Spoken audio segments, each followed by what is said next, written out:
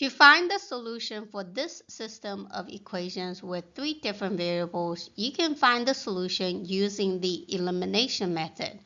So you decide which variable you would like to eliminate first by combining any two equations with the same number in front of that variable except with different signs, so that when you add them together it will become 0.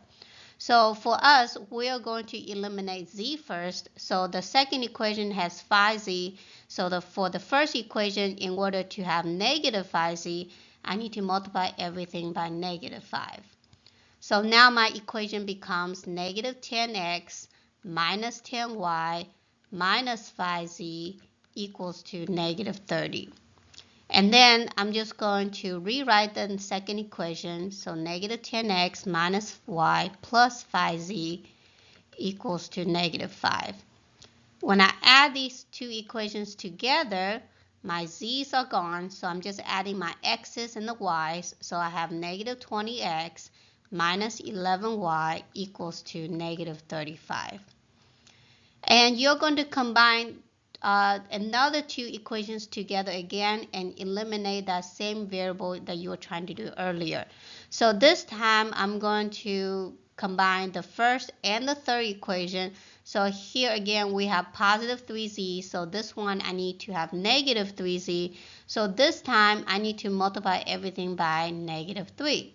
So now my new equation is going to become negative 6x minus 6y minus 3z equals to negative 18.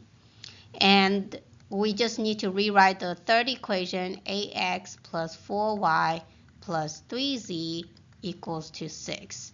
So now I can add these two equations together, and the z's are gone. So we have add the x's together, so that's 2x and minus 2y equals to negative 12. Since both of these equations only contain the x and the y, I can combine these two equations together so I can eliminate either the x or the y to find the other one. So I'm going to eliminate the x here, since 2 can go into 20 10 times. So for this equation we have negative 20, so our second equation here needs to be positive 20. So to do that, multiply everything by 10. So we have positive 20x minus 20y equals to negative 120. Now I can add these two equations together. So what we have now is x's are gone, so add the y's. So we have negative 31y equals to negative 155. And to solve for y, divide both sides by negative 31. So y equals to 5. Since we know the y value, then we can either plug into this equation or this equation to find what x is. So we are going to use 2x minus 2y. So instead of writing 2x minus 2y, we have 2x minus 2 times y. My y value is 5, equals to negative 12. So now we are just going to simplify this equation. So this gives us 2x minus 10 equals negative 12. Add 10. So 2x equals negative 2. So divide by 2.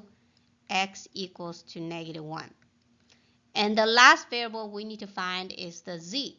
So go back to your original equation here. You can either use the first, second, or third by plugging your x and the y so you can find z.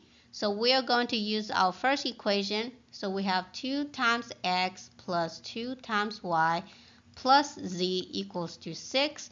Well, we know that x is negative 1 and then y is 5.